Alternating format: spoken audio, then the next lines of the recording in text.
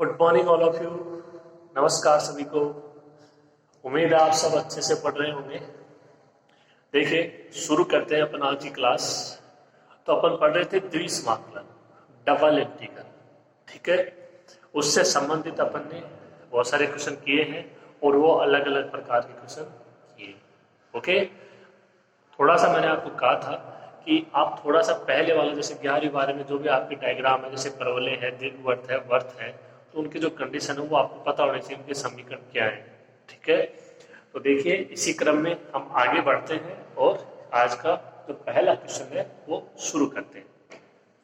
देखो क्या पूछ रहा है, double integration y d x d y. तो इसका मतलब जो आपका फलन है उसका मान केवल y है, ये पहचानना है आपको।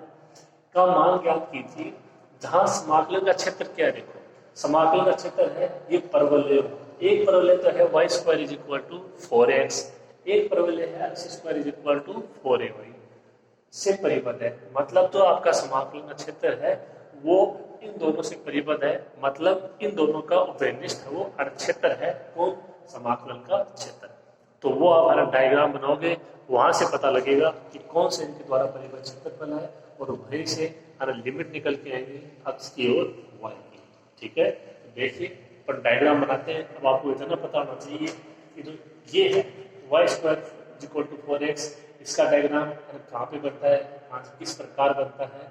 उसी प्रकार से x square equal to 4ay का डायग्राम कहाँ बनेगा, कौन सी एक्स पे बनेगा, ऊपर बनेगा, नीचे बनेगा, बाएं दाएं। ठीक है, ये सारी चीजें आपको पता होनी चाहिए। देखिए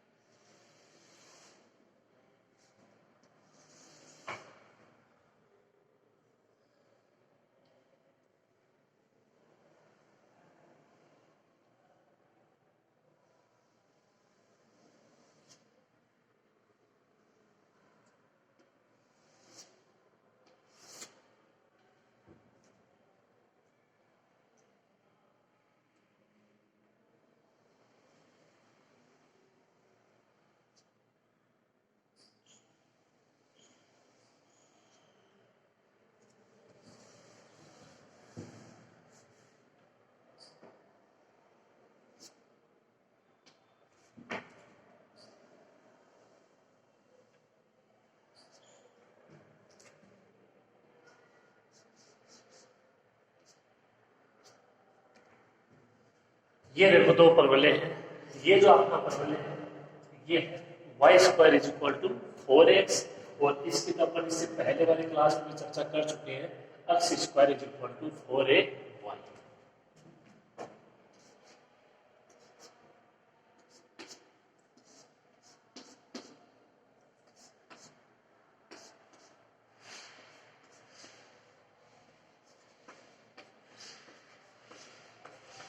ये कौन से परवलय का समीकरण है? Y square is equal to 4x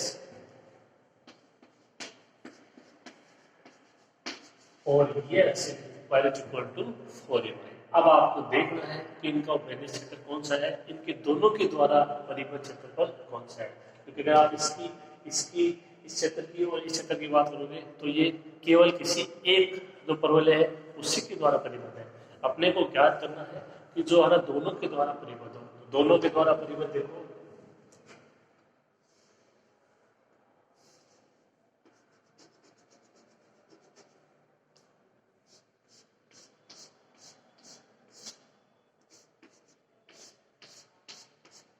ये हो जाएगा दोनों द्वारा परिबद्ध क्षेत्रफल, दोनों का उभयनिष्ठ क्षेत्र।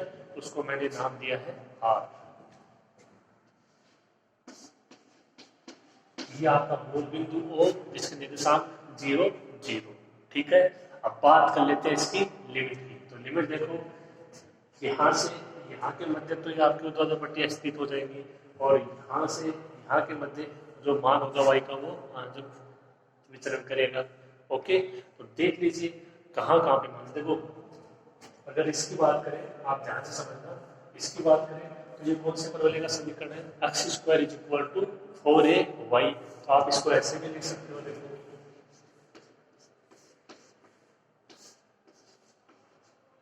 यहाँ से मान हो जाएगा वाई का क्या, एक्स स्क्वायर अपॉन 4a। तो यहाँ पे अगर इसके नीचे वाला जो है एरिया या पृष्ठ समझ सकते हो, यहाँ पे मान है y का क्या, x स्क्वायर अपॉन 4a, एक मान आ गया। ठीक है, इसी प्रकार इसका देख लो, अगर यहाँ की बात करें तो ये मान है y square is equal to 4ax। यहाँ से मान ज्ञात करना है किसका, y का, तो इसका दोनों तरफ ले लीजिए अंडर रूट, एक तरफ y और वहां पे हो जाएगा 2 अंडर रूट ax।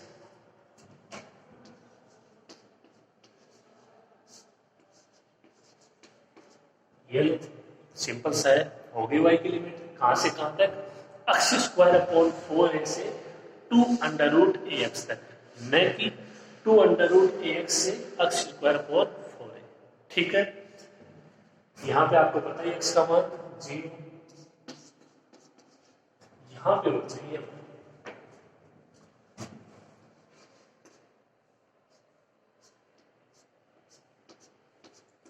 ये जो सरल रेखा है इसका समीकरण याद करना है तो पता लग जाएगा।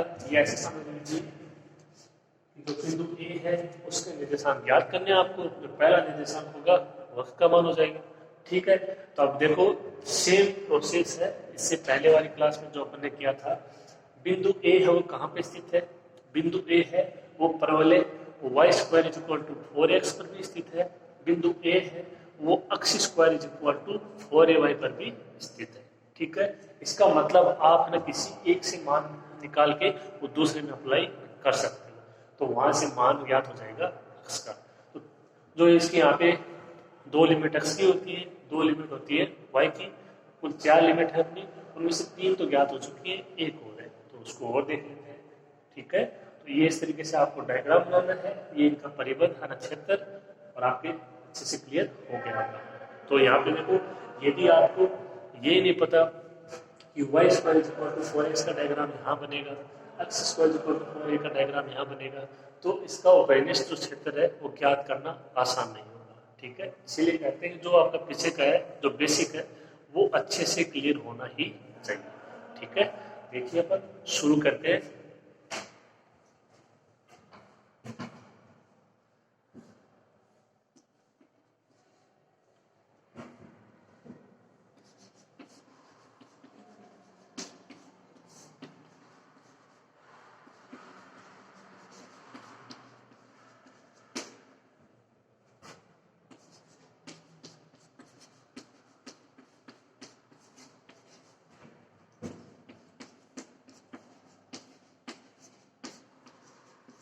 ये परवलय समीकरण y square is equal to 4x और x square is equal to 4ay, समीकरण 1 और 2।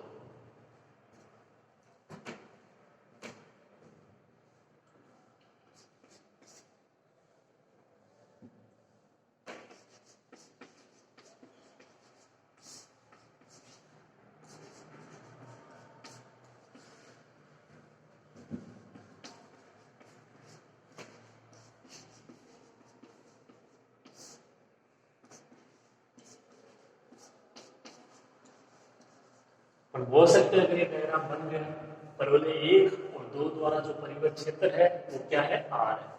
ठीक है, तो आप समझ गए होंगे R कौन सा है।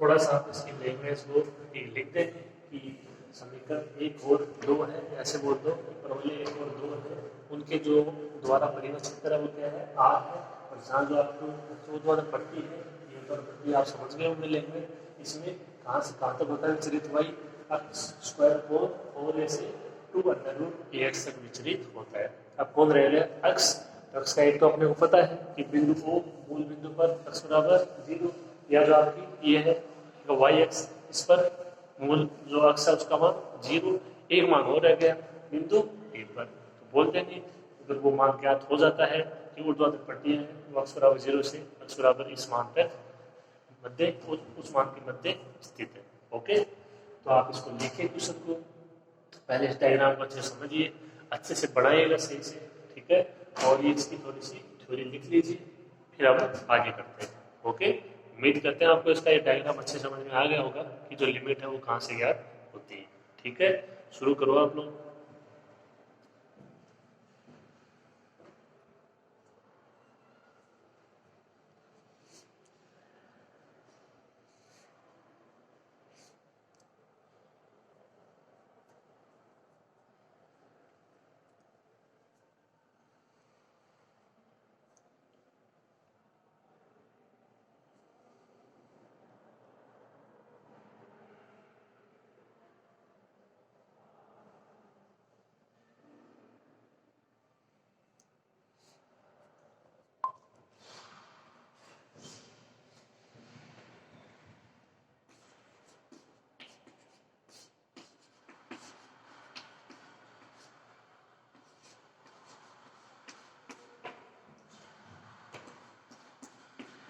मूल बिंदु O पर x का मान 0, ठीक है, एक मान हो रहा है x का, तो देखिए अब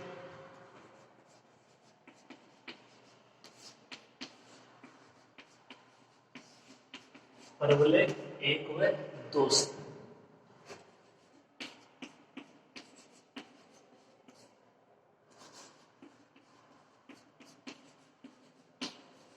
अब आपको ये करना, जैसे मान ज्ञात करना है आपको अक्स का, तो जो आपके दोनों पद हैं वो दोनों तरफ अक्स के होने चाहिए, यानी सिंपल सी बात है कि y को अपने को हटाना है, तो एक से किसी से वो मान निकाल लीजिए y का और वो दूसरे में अप्लाई कर दीजिए।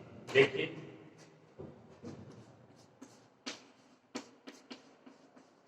यहाँ से मान हो जाएगा y का x स्क्वायर अपॉन 4a, और ये मान कहाँ रखेंगे, इस समीकरण में रखेंगे। तो देखिए क्या होगा,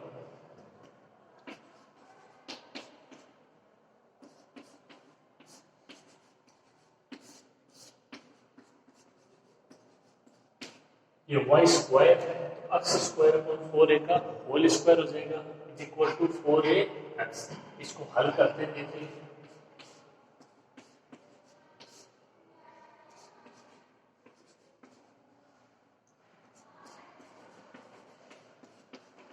ये हो जाएगा x की पावर 4 अपॉन ये 16 a square is equal to 4ax। इसको इधर लेके जाओ, x की पावर, ये देखो x की पावर 4x, ये कितना बचेगा, x क्यूब बच जाएगा। इसको इधर लेके जाओगे कितना हो जाएगा 64 64 और a square into a cube, ठीक है, x का मान कितना आ जाएगा,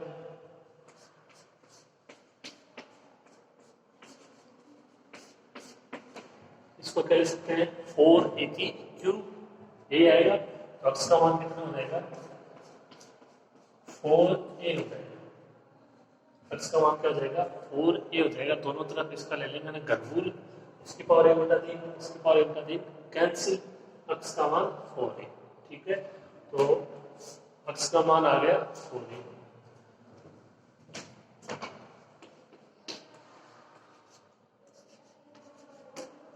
तो आपने जो वैसे तो दूसरे मान से देखो कोई मतलब है नहीं, लेकिन फिर भी ज्ञात अपन इसके निर्देशांक कर देते हैं।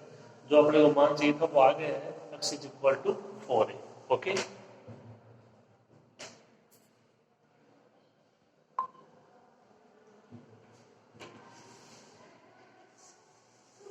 तो देखो ये x का मान भी 4a है, या आप किसी भी समीकरण में रख सकते हो, यहाँ पे रखते हो 4a, तो ये हो जाएगा 16a स्क्वायर, यानी जो y है उसका मान भी कितना आएगा 4a आ जाएगा।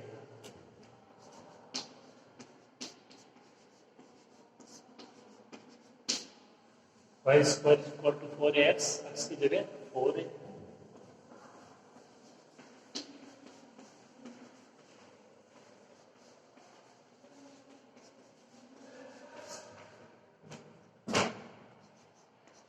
बिंदु ए है, उसके निर्देशांक 4a, 4a अपने को x से मतलब है, x is equal to 4a। X की लिमिट कहाँ से कहाँ तक, 0 से 4a तक, वाई की limit x square upon 4a से 2√ax। अब जो आगे का प्रोसेस है वो केवल कैलकुलेशन करनी है, डबल इंटीग्रेशन करना है, आराम से हो जाएगा। ओके, यहाँ तक का जो प्रोसेस था वो इम्पोर्टेंट था, अलग था, नया था आपके लिए, ठीक है, और उसको आपको अच्छे से समझना होगा। लिख लीजिए आप यहाँ तक इसको।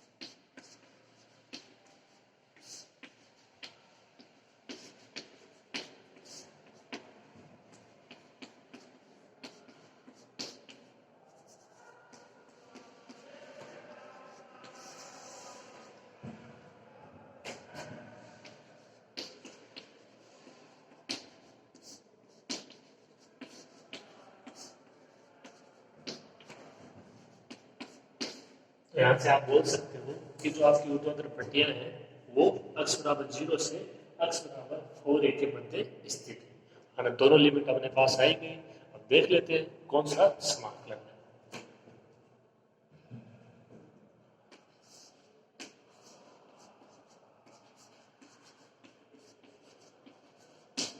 ये आपका समाकलन था जहां पे आर होता है समाकलन का क्षेत्र, dx dy है, पहली लिमिट x की 0 से 4 है, दूसरी लिमिट y की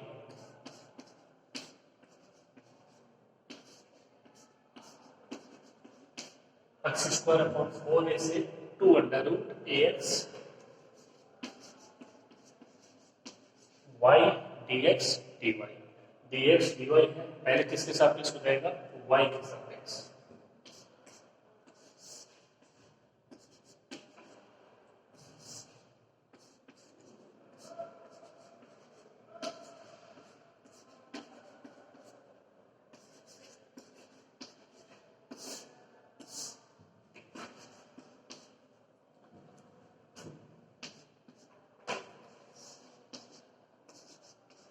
समाकलन 0 से 4a, इसका समाकलन करोगे y square by 2,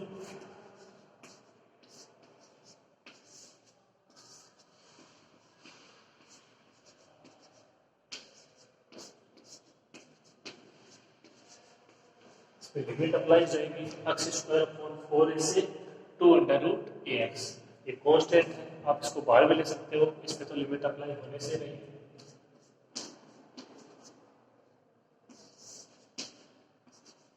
one by two समाकलन 0 से 4a, ऊपर वाली लिमिट अप्लाई करोगे ये हो जाएगा 4a एक्स, नीचे वाली लिमिट में माइनस आता ही, और ये इसका स्क्वायर कितना हो जाएगा,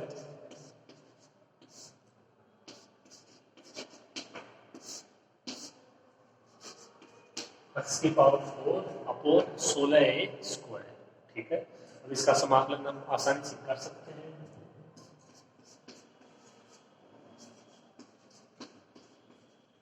और एक कांस्टेंट एक्स का square by 2, 8/16 square constant, x की पावर 4 का एक्स की पावर 5 अपॉन 5,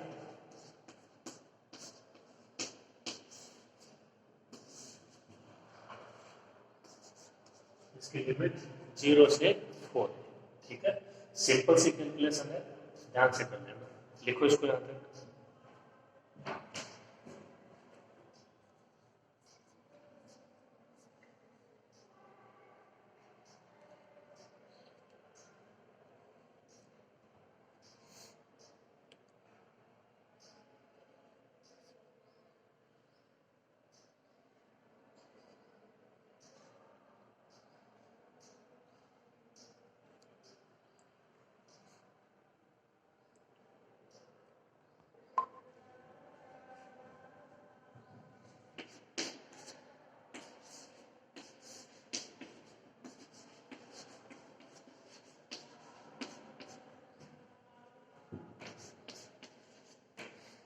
ये 4 है बाई 2 तो 2a, ऊपर वाली लिमिट अप्लाई करोगे एक्स स्क्वायर तो ये हो जाएगा 16a²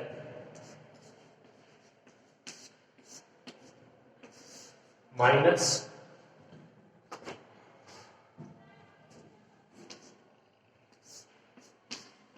1/16 a², ये एक्स की पावर 5 यानी जो 4a है उसकी पावर है ये 5। तो देखो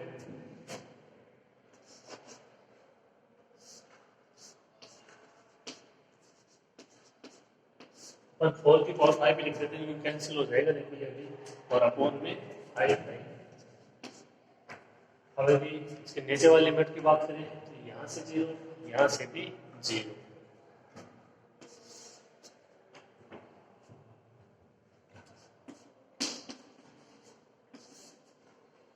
ये देखो जाएगा 32a³। अभी देखो 4 की पावर 2 तो है ना, तो ऊपर बच जाएगा 4 की पावर 3, 4 की पावर 3 अपॉन 5 और साथ में a³ a² a की पावर 5, तो क्या बच जाएगा a³।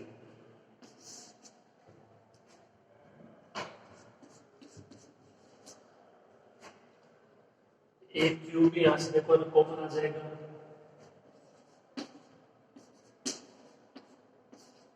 और ये 4 की क्यूब 60 और 64/5, ठीक है। जो 32 है उसको कॉमन ले लीजिए,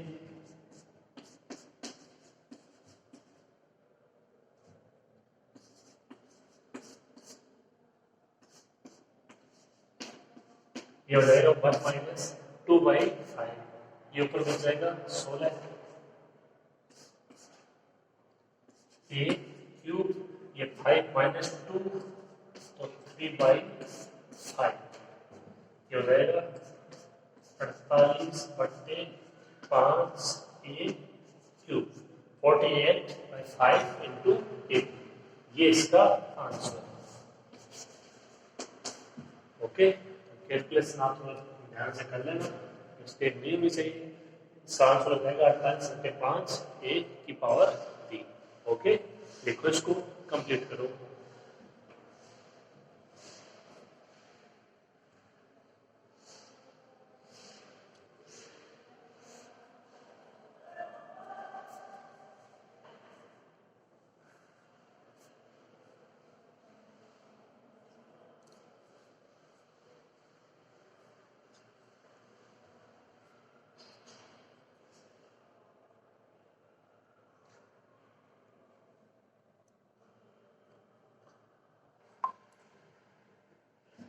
ये क्वेश्चन है, देखिए इसकी लैंग्वेज पढ़िए। उस धनात्मक पाद में क्षेत्र जिसके लिए x plus y less than equal to 1, double integration x² plus y² dy dx का मान ज्ञात कीजिए। ये सेम क्वेश्चन इसी तरीके के क्वेश्चन में आपको करवा चुका हूँ। देखो आपने दिक्कत होगी तो कहाँ होगी, आपकी दिक्कत होगी इसकी लिमिट ज्ञात करने में होगी। यही कंडीशन की सेम अगर आपको ध्यान हो, और उसके लिए अपन ने ज्ञात किया था, इसमें थोड़ा सा चेंज है। क्या चेंज है? जो फलन का मान चेंज है, वहां पे मान ये था x इंटू वाई, ये मान था, तो जो dy dx है उसकी जगह था dx dy, उससे कोई फर्क नहीं पड़ना चाहिए, पहले x के सापेक्ष हो जाएगा, बस इतना सा फर्क पड़ेगा। ओके, तो ये क्वेश्चन आपको करना है। इस कंडीशन के लिए जो लिमिट है वो वहां पे आपको मैं बता चुका हूँ याद कैसे होगी। इसकी लिमिट थी x बराबर 0 से x बराबर 1, और तो यहाँ पे इसके बराबर वाली कंडीशन लेते हैं, x plus y equal to 1, वहां से इसकी लिमिट आ जाएगी y इक्वल टू 0 से y equal to 1 minus x. Okay, तो मेरे कहने का मतलब है कि ये क्वेश्चन आपसे हो जाना चाहिए। इसमें केवल थोड़ा सा अंतर है, x इंटू वाई की जगह x² प्लस y² है, पहले वहां पे dx dy था, यहाँ पे dy dx है। ओके, तो ये क्वेश्चन आपको करना है, छोड़ना नहीं इसको, आया हुआ क्वेश्चन है ये राजस्थान यूनिवर्सिटी में। ओके, लिखो आप इसको, और आपको ये क्वेश्चन करना है।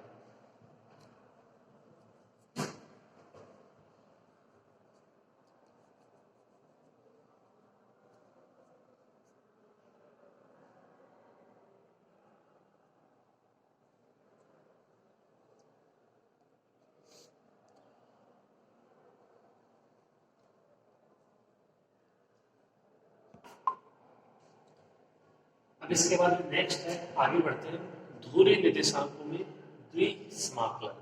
ठीक है, ध्रुवीय निर्देशांक मतलब आर और थीटा में। तो कहाँ पे फर्क पड़ेगा, थोड़ा सा तो इक्वेशन अपने इसका पूरा आधारित जो आपका ध्रुवीय निर्देशांक है वो आ चुका है बीटा और गामा फलन में, जहाँ पे अपने गामा 1/2 का मान ज्ञात किया था। देखिए कैसे ज्ञात करोगे।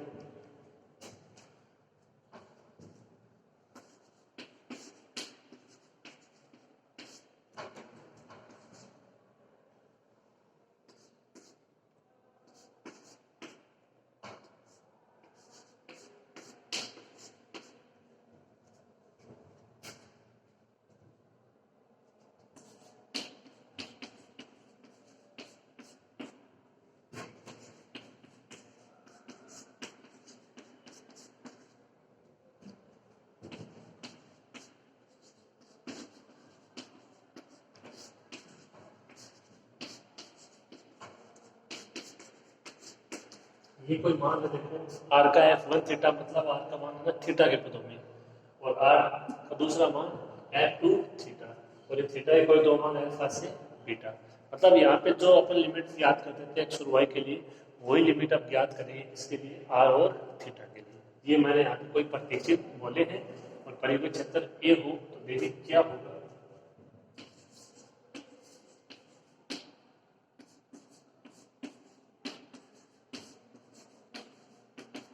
ये इस प्रकार से हो जाएगा, डबल इंटीग्रेशन ए, ये आपका परिमित क्षेत्र जो एक्स वाई होता था वो एफ आर थीटा हो जाएगा, और ये डी ए। तो इसमें कहाँ पे परिवर्तन होगा देखिए, इसकी लिमिट तो ज्ञात होगी वैसे होंगी, जो आपका डी ए है उसकी जगह आप डी एक्स डी वाई रखते थे, अब उसकी जगह अपन अप्लाई करेंगे are d theta d are. और ये तो आप लिमिट दी गई अप्लाई करना चाहो, पहले लिमिट हो जाएगी थीटा की अल्फा से बीटा, दूसरी लिमिट आर की f1 थीटा से f2 थीटा। अब यदि इसकी बात करें तो पहले किसके सापेक्ष होगा, आर के सापेक्ष,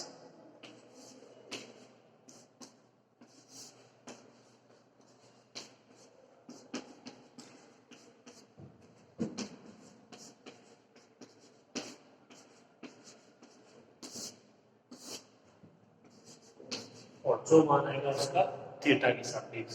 ध्यान रहे आर के सापेक्ष कर रहे हो, एफ आर थीटा का मतलब है कि इसका मान आर और थीटा के पदों में होगा, तो इसका मतलब इसमें यहाँ थीटा भी हो सकता है।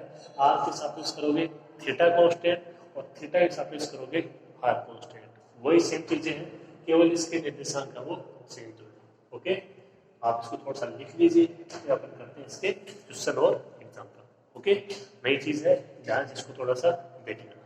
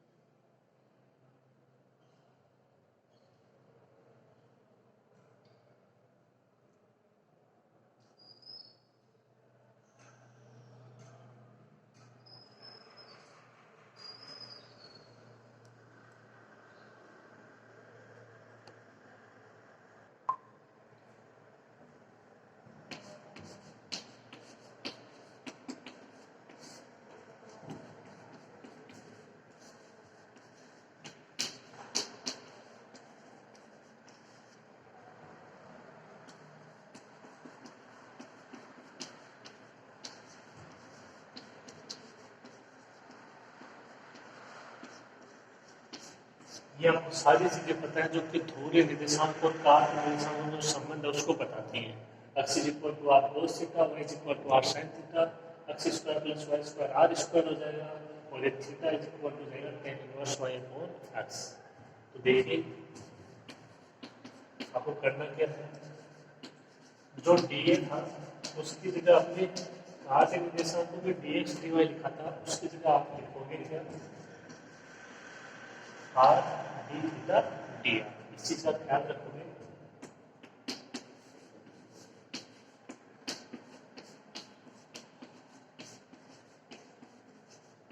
तो ये जो आपका कार्य निर्देशांकों में समाकलन था, ये चेंज हो जाएगा किसमें, ध्रुवीय निर्देशांकों में।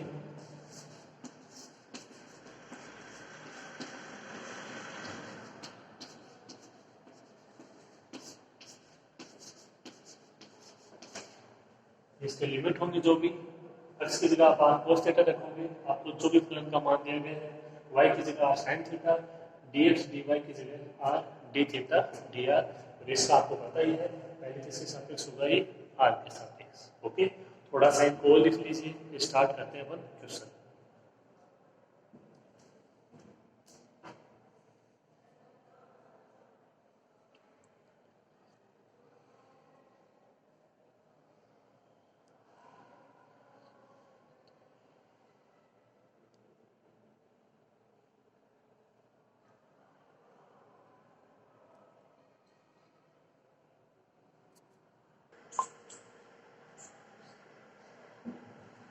देखिए अपना क्वेश्चन है, पहला क्वेश्चन है ध्रुवीय निर्देशांकों पर आधारित एक जो नई आकृति के बारे में आप पढ़ोगे, इसका नाम है कोऑर्डिनेट। ठीक है, कोऑर्डिनेट का समीकरण है r is equal to a into one plus cos theta. ये समीकरण होता है कोऑर्डिनेट का, कि प्रारंभिक रेखा से ऊपर वाले क्षेत्र पर r साइन थीटा का समाकलन कीजिए। ये कोऑर्डिनेट है कोई, अब इसकी आकृति का आपको पता होना चाहिए, अभी बता देते हैं। फिर भी क्या करना है, उसका केवल लेना आपको प्रारंभिक रेखा से ऊपर वाला भाग और उस भाग पर इस फलन का समाकलन करना है। एफ आर थीटा का मान क्या है, आर साइन थीटा। ठीक है, ये फलन है जिसका आपको समाकलन करना है। तो अपन लिमिट क्या करते हैं, देखिए आर और थीटा। उससे पहले आपको जो कोऑर्डिनेट है उसकी आकृति का पता होना चाहिए। देखिएगा आप इसकी आकृति कैसी होती है।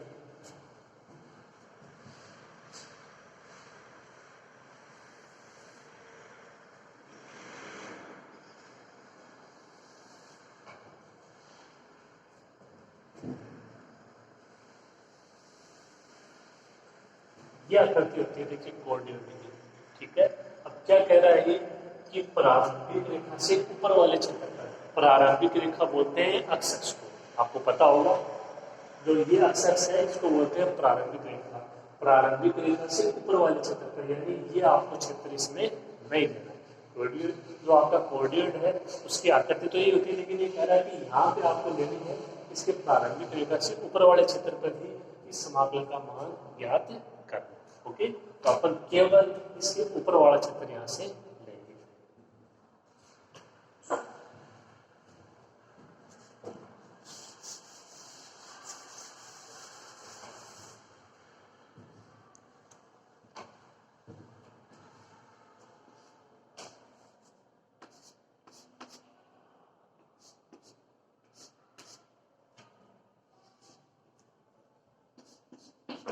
इस तरीके से आप समझ सकते हो।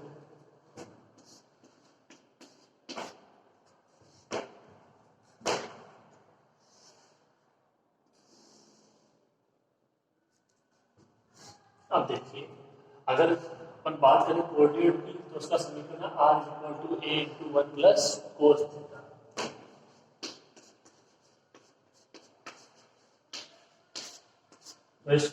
कोऑर्डिनेट में तो आप कहीं भी बिंदु लो, वो बिंदु के निशान के समीकरण को संतुष्ट करेंगे। ठीक है, अभी यहाँ पे देखो, अगर यहाँ पे बात करें तो x का मान 0, y का मान 0, x बराबर r कोस थीटा, y बराबर r sin थीटा, तो r का मान भी क्या हो जाएगा, 0 हो जाएगा। ठीक है, तो r की लिमिट तो आगे देखो कहाँ से कहाँ तक, r बराबर है ना 0 से, चाहे इसके आप कहीं तक भी लिमिट जो मैंने यहाँ पे दर्शाई है वो आप इसमें कहीं भी दर्शा सकते हो। ठीक है, तो r बराबर यहाँ पे 0 है। इसके बाद में पूरे कोऑर्डिनेट में r का मान क्या है, a into one plus cos theta, यानी r का मान कहाँ से कहाँ तक होगा, इस जो आपका कोऑर्डिनेट का प्रारंभिक जो रेखा है उसके ऊपर वाला क्षेत्र है उसमें r का मान एक तो होगा 0 और उसके बाद होगा a into one plus cos theta. Okay,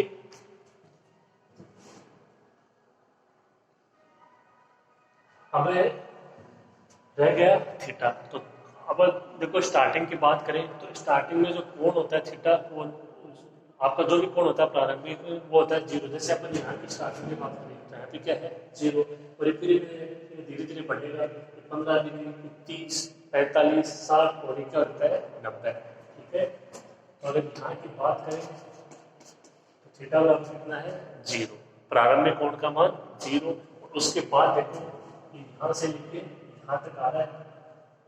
अब आप देख लीजिए कि कोण के मान में ना कितना परिवर्तन हुआ, यहाँ पे है, यहाँ पे आया, यहाँ पे आया तो ये 90 डिग्री हो गया, फिर यहाँ पे आया, यहाँ पे आया, मतलब पूरा एक चक्कर लगा दिया। और एक चक्कर लगाने में कोण में कितना परिवर्तन हो जाएगा, थीटा इज इक्वल टू पाई।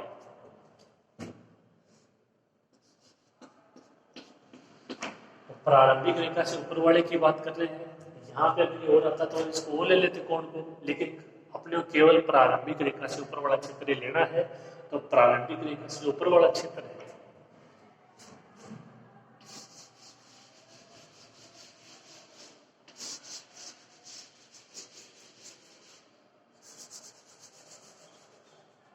ये,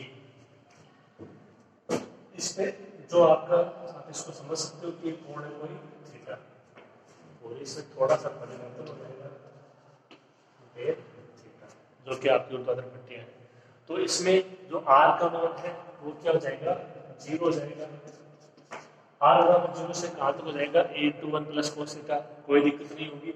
तो कोण का मान उसमें देख लेना, अगर यहाँ से प्रारंभ की बात करें तो प्रारंभ में कोण होता है 0, उसके बाद धीरे धीरे बढ़ेगा। तो आपने देख लिया यहाँ पे 90 और फिर यहाँ पे आते आते यहाँ पे एक चक्कर पूरा कर लेगा तो थीटा का मान पाई। ठीक है, ये इस प्रकार इसकी लिमिट ज्ञात होगी। देखिए लिखते हैं इसको,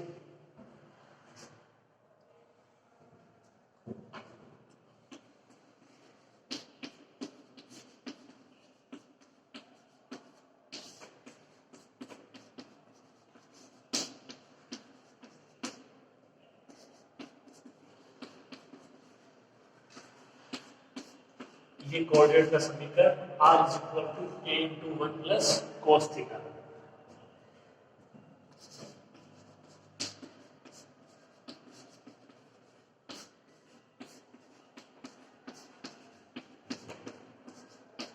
मूल बिंदु पर O ये 0 0 मतलब x का मान 0, y का मान 0, तो r का मान भी 0। तो जो आपका समाकलन का यहाँ पे ना क्षेत्र है उसके लिए r बराबर 0 से क्या हो जाएगा, r बराबर a/1 प्लस cos थीटा।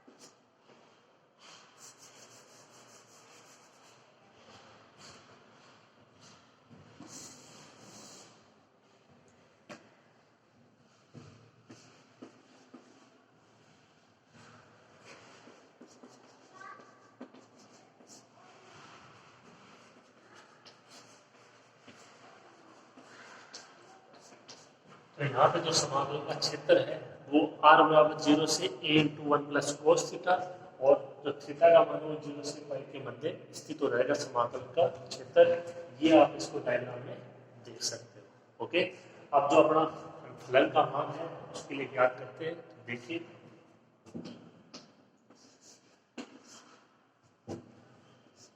इसको कोई भी आप बोल देना क्षेत्र r a जो भी, डबल इंटीग्रेशन r जो आपका फलन का मान है वो है r साइन थीटा,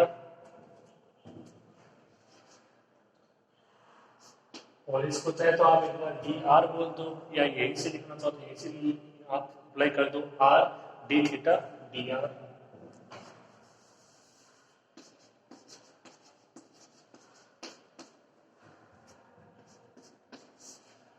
ये डी थीटा, तो पहले लिमिट है ना थीटा की 0 से पाई,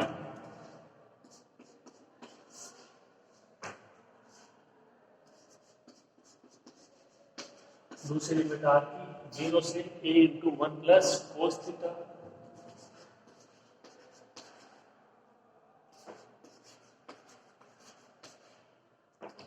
are d theta D. Okay, इसकी कैलकुलेशन करनी है आपने, खाली लिखो यहाँ पे।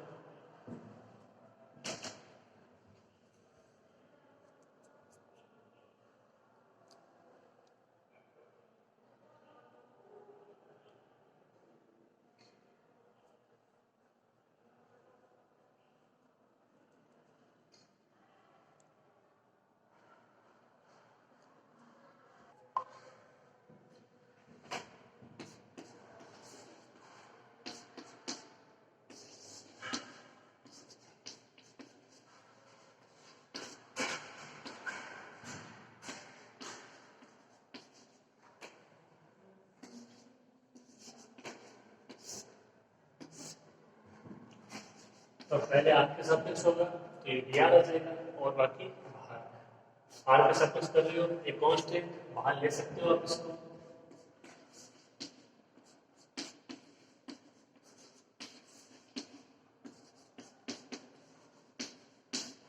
ये r into r square d r साथ में डी थीटा, इसका समाकलन हो जाएगा आसानी से।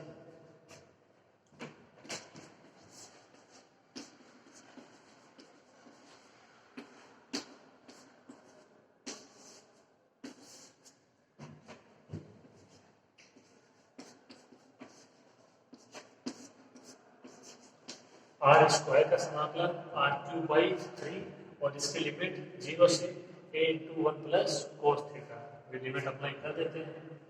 ये तो बाहर हो सकता है कांस्टेंट 1/3 0 से पाई, ये कितना हो जाएगा a cube 1 plus cos theta की होल क्यूब डी थीटा। अगर नीचे वाली लिमिट की बात करोगे तो ये हो जाएगा 0। ओके, एक क्यूब भी कांस्टेंट है बाहर आ जाएगा, अपने को केवल इसको हल करना है। देखिए और साथ में साइन थीटा भी है।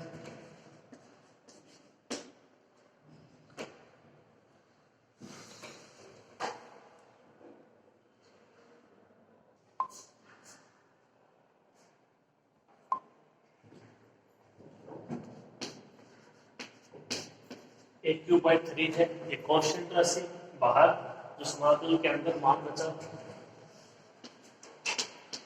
0 से पाई। तो सबसे पहले इसको हल करने की कोशिश करोगे, देखो जितना हो सके उतना। तो जो साइन थीटा उसको क्या लिख सकते हैं,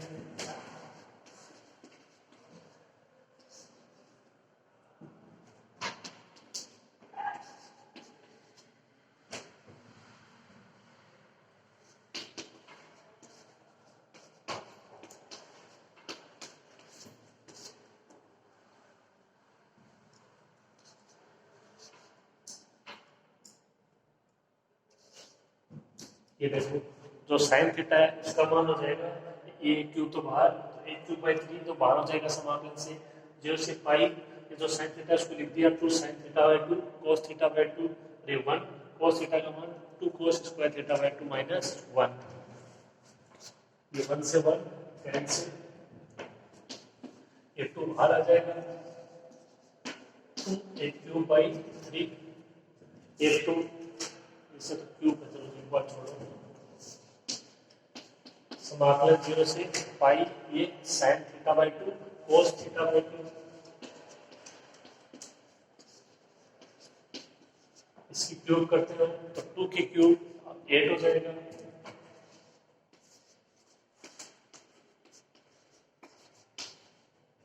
तो कोस स्क्वायर क्यूब हो जाएगा कोस की पावर 6, साथ में कोण थीटा बाई 2 डी थीटा, ये 8 और बाहर आ जाएगा तो ये हो जाएगा 16 ए क्यूब बाई 3 समाकलन 0 से पाई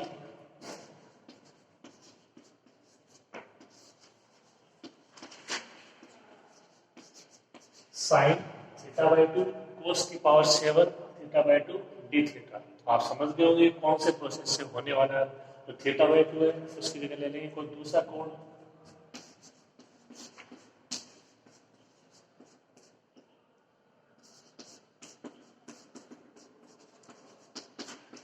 ये theta by 2 is equal to 5 है, तो कितना हो जाएगा देखो यहाँ से,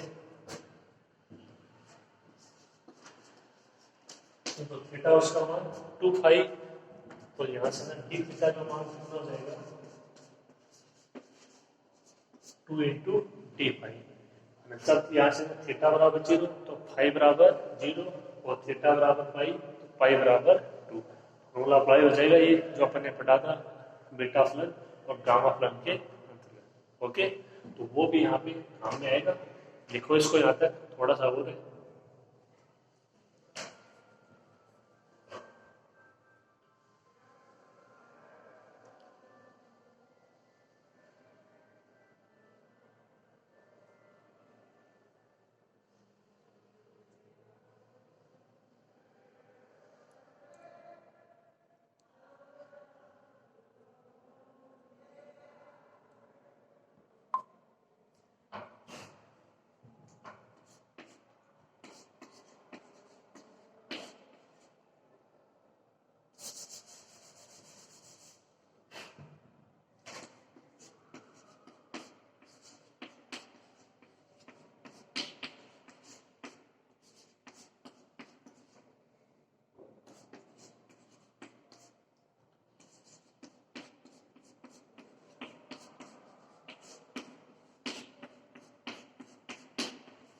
तो जो लिमिट है ना थीटा के लिए जैसे 0 से पाई, वो लिमिट हो जाएगी फाई के लिए 0 से पाई/2। अब देखिए यहाँ पे क्या परिवर्तन होगा।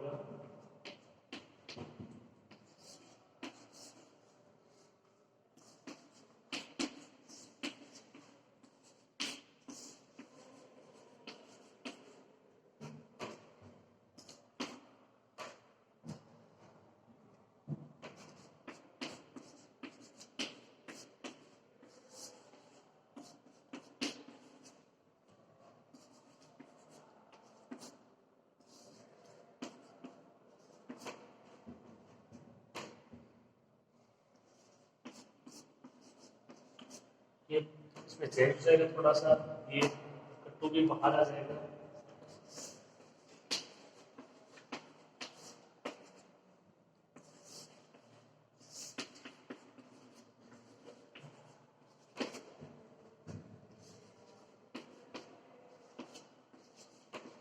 कट्टू बाहर आ जाएगा। तो 32 a³/3 समाकलन 0 से π/2 sin फाई cos की power 7 phi d phi.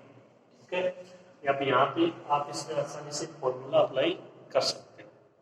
Okay, आगे देखिए।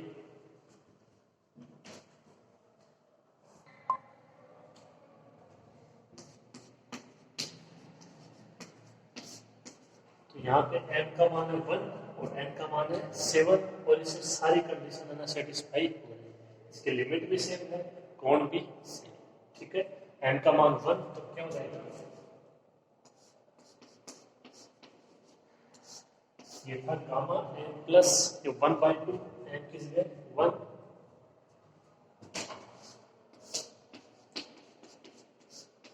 Gamma n plus 1/2 7 plus 1/2 upon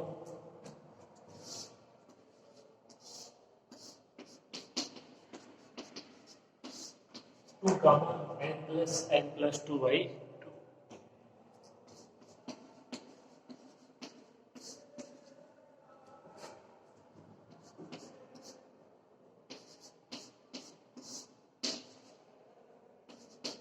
तो ये 32 a³/3 गामा 1, ये वो गामा 4 और ये 2 गामा 5।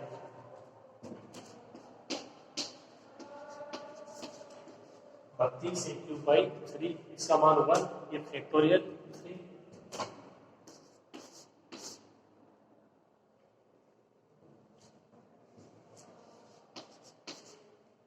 ये फैक्टोरियल 4। ठीक है, तो ये देखिए तो 2 ये कैंसिल हो जाएगा। 16 a³/3 फैक्टोरियल 3 का मान 6 और फैक्टोरियल 4 का मान 24।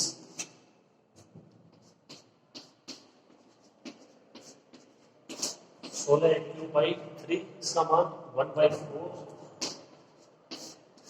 ये इससे कैंसिल। 4/3 a³, ये इसका फाइनल आंसर। ओके, तो इस कैलकुलेशन में ध्यान देना है, जो अपन ने पीछे पढ़ा है बीटा फलन गामा फलन, वो भी यहाँ पे काम में आएगा। इसके अलावा जो लिमिट याद करते हैं, यहाँ पे किसकी याद करेंगे, आर और थीटा की। एक जो आपके पास यहाँ पे नहीं याद करती थी कोऑर्डिनेट, वो होती कैसी है, उसकी आकृति क्या होती है, उसके बारे में आपने पढ़ा। ठीक है, थोड़ा सा इसको ध्यान से लिख लीजिएगा, इस क्वेश्चन को कंप्लीट कर लीजिए। आज की क्लास में इतना ही हो पाएगा। आप भी इसके एग्जाम्पल और क्वेश्चन है वो साथ साथ में करने की कोशिश कीजिए। ठीक है, मिलते हैं नेक्स्ट क्लास में।